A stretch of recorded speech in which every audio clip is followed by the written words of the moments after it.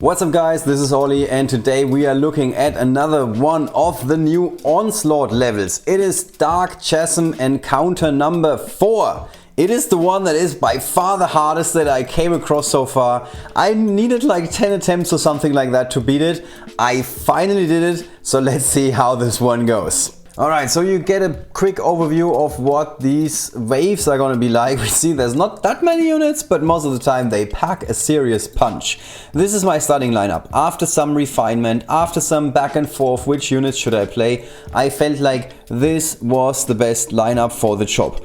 I am pretty high on Granny because Granny is one of the only units that can really get you a use out of these gunners. Like, Granny is the one unit that can help you take down a gunner and get something out of it. So that's why I'm running Granny in my starting lineup. The other unit that you need, obviously 100%, is Dogger. So here we see a very big deal. On the very first turn, it is that Tim survives with like the tiniest of life, and that makes all the difference. So you can tell these Onslaught levels, you can only really beat them if you have really good equipment, like really good equipment.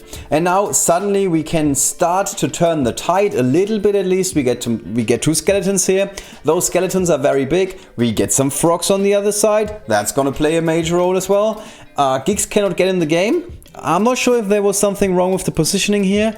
However, we do have Yasmin, and now I think there's another key moment here because I'm putting in a lot of thought. Where do I place Yasmin? And I'm placing Yasmin here because this way I can make sure that the gunner cannot move too much forward and somehow take a shot at my Granny, because Granny is like very fragile. I mean, she's old, obviously, so you do not want to lose Granny very quickly. Now we're in the situation where we really ask ourselves, where is Naevis? Because with a Naevis, Giggs could actually throw a bomb at the skeleton in the back that we would be doing 260 damage against. We don't have that luxury here. However, we can still like go to town on the left hand side, left side, strong side. You know how I feel about this one. And suddenly we got our unit on the healing pad. We have established a bit of a presence, and we need to get our frog warriors into the highest form of evolving, basically, because that really makes a difference. Like, the frog warriors on the highest level, they can go one-on-one with those opposing units, and they are what we really need. In case you're feeling like, man, this is going a little bit quick, yes it is. It's 1.25 speed because I'm going back and forth and I'm checking the damage totals that I can do, and I just feel like these Onslaught levels are way too boring if I watch them with you guys on normal speed. So I'm basically talking over my gameplay at a later point in time with 1.25 speed. Now this is one of the most crucial situations, if not the most crucial situation in that entire Onslaught run that I did. This is basically, I had the upper hand for a little bit. I was doing well on the left side. Suddenly I'm falling behind. You can tell this new wave of these gunners, they are the big problem makers, the troublemakers, so to speak. And I need to find a way of cracking that code. How do I get past them? So my opening here is Giggs. Giggs for the passive, not so much for the active. Obviously it would be nice if we get like 3 frogs out of this, but we didn't. We need to take what we can get, and in this case we got 3 gunners that are all poisoned, and that means that they should, in theory, go down quickly. Very important crit hit. That is a very important crit hit. And now look at this. I'm not placing Yasmin on the healing pad on purpose because I want to make sure that my Granny cannot get hit that easily. Yes, she can get hit, but not that easily. And the difference here is moving Yasmin only one spot, so she's blocking basically the path to Granny and making it harder for the opponent to take down Granny. At least that's the theory here. I think that's exactly my thoughts, and I'm basically live replaying my thoughts for you, and in the end I go with, no, let's just walk backwards and go for Tim here, which is a good move. I have to give it to myself. I don't want to sound all high and mighty and everything. I'm not saying this is the ideal player and the best player I've ever seen, but I think going for Tim here was actually the correct move. Granny survives again. Lucky me. That's sometimes if the opponents do another crit hit or something, that's gonna be all it takes to make a difference here. Now the big question here is, where do we place Granny? because we also want to go for the Tim Tim special. The way I set up the special from Tim Tim, I'm not getting a whole lot out of it, at least not immediately. But I am setting everybody up for kills. And here they come, courtesy of Tanamo, the Mirage. Now we can take out a skeleton, but the problem is if we take out a skeleton, we're not gonna get another skeleton of our own thanks to Granny's effect. So this is the moment where we basically have to say goodbye to Granny, or not, because the opponents are actually gunning for Tim Tim instead. Which is kind of fortunate, I guess, if we now can find a way to get rid of these gunners. Because we need to have more units of our own, and units of our own in this case means we need skeletons, courtesy of Granny. So, we just saw when we highlighted Tanamo that she can actually take out one of the gunners in the back. That also means that Tanamo is definitely going to die, unfortunately. But on the bright side, we're gonna get a skeleton. Like, die the next turn. Not like right away, obviously, but she's gonna die the next turn. So, very careful placement again of all of our units. Granny is now in the bushes. She's hiding. We got two skeletons here, so a bit of a presence now on the right side. Left side is completely empty. And for some reason, the opponents are not taking the bait and they are not going for Tanamo. Maybe because they are all warriors and they are not really afraid of a rogue. That's not a decision I would agree with. But, I mean, I'm taking it. I'm not complaining here. And look at this. So now we can get Akio in the game, or we can retreat a little bit with Tanamo, and we can even protect Tanamo, which is really, really good position to be in. And suddenly we have two warriors at the front with Akio and our Yasmin. Our Dorga is going to do her sidestep program, left, right, side to side, and now the gunners are coming in again. So the days of Akio are numbered in this position, even though he is on the healing pad. Don't be don't be all that positive and be like, oh my god, my Akio, my warriors are going to stand here forever and just hold their ground. No, they won't. If you haven't played the Dark Chasm levels against these gunners, they are going to make short use of your units.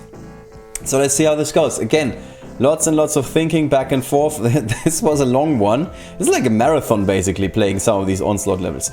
Now we have a bit of an opening to move with Akio, which is important because then we get the passive of Akio and we can move Yasmin on the healing platform, which is something that I generally agree with. So here's the heal of Akio. Here's a bit of an attack, not much of an attack to be honest. And now we need to make sure that Yasmin is gonna hold the ground for Granny. So, we still have Granny in the game, that's the biggest news here. We're suddenly 2 heroes down. It doesn't look all that great, but there's not a new wave coming immediately. So we can rebuild a little bit at least and then see where we can go from there on the next turn. Another crit hit. Woof, that's a big difference maker. And here I'm actually going for the Holy Brothers right away. Because my experience has been that Sir Matthäus is not staying around for very long. Very often you just get the summons out of him and then he just goes. Now Granny is finally dead. She was basically the MVP of this match up until now. I hope they remember you. We are really grasping at straws here. This is like the end of my team. There's not a whole lot more units that I have and not a lot of powerful units either. So this was the moment when I was like, I'm not even sure if I can win this. Again, I'm trying to establish a presence on one side, so we're back on the left side, strong side.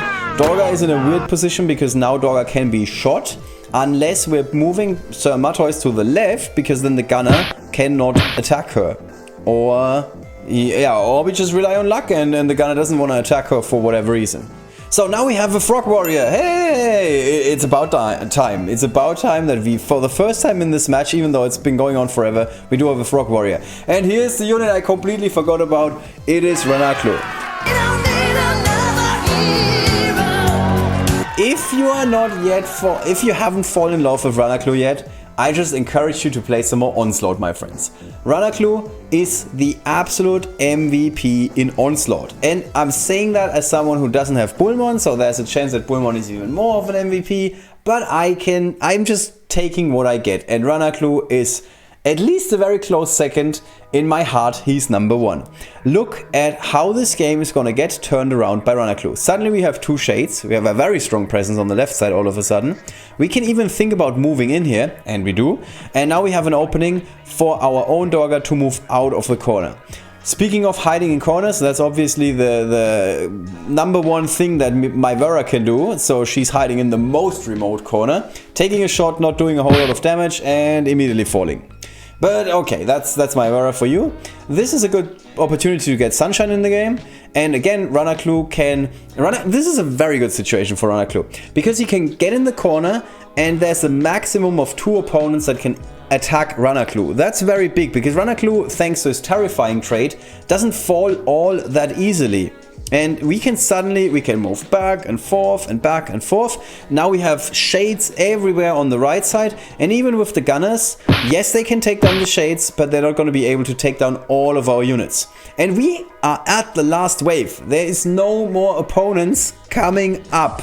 We even have a situation where we can use Lionett. Oh my god, what is happening here? This is so crazy. This is such a tight match. These are the last units that I have. I don't think there's anybody else here. So now the big question is, can we get even more use out of Ranaklu? Yes, obviously we can. Yes, Ranaklu, go MVP. Suddenly there is an opening on the left side. We can maybe bait the opponent a little bit with our Lionett, just to give them another target so they don't focus on the frog, because we really want the frog to evolve. Katsuma is not doing much, because my Katsuma is not very strong, I'm afraid. And let's see, Lionett, I think, goes on the right side. Okay, I forgot about that. Whew! Ranaklu also survived with like just a tiny bit of life. So this is like the 4th time we've seen this in this match. First with Tim, then with Granny, now with Ranaklu, and then there's yet another time that I just keep forgetting about. And we're not getting another unit. We're down to 4 units. There is no 5th unit coming. There is no happy ending at the end of this, is what like a evil villain would say if this was a movie. And it feels like a movie to me, at least. I hope you guys are feeling the same way. So, we do have one Frog Warrior again. Yes. And we are suddenly in a situation where we can win this. Now it's become increasingly obvious. Before it was like, I don't know if we can win this. But thanks to Ranaklu. And I really, like, this is almost 200% Ranaklu's accomplishment here. Also to some degree it was the Granny. Granny really did a great job here. But thanks to Ranaklu, for the most part, we are suddenly in a position where we can actually win this match.